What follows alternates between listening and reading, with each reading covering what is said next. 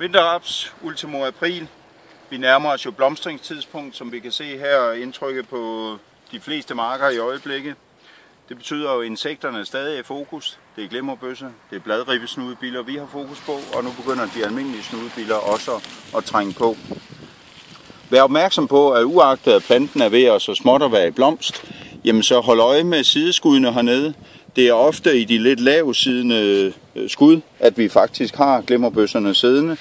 Og det er jo blandt andet fordi, at det er koldt, ikke mindst om natten, og så søger de ned steder, hvor der er lidt luner, hvor der er lidt lag. Og i sådan en knop, som I har her, jamen en enkelt glimmerbøs, den kan forårsage store skade. Så vær stadig opmærksom på den.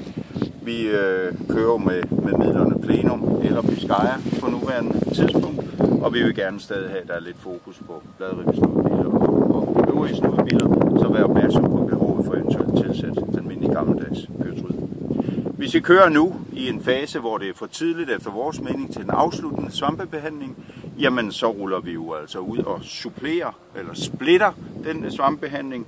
Tilsæt lidt nu, det kan være Ureus, Folikur, Effilor. Der er flere forskellige midler at tage med, men cirka 0,3 liter per hektar, og så afslutter I stadie 65 fuld blomst med fuld Amistar-dosis, som efter vores mening er 0,5 liter, og det er formentlig en behandling, som ligger 8-10 dage frem i tiden.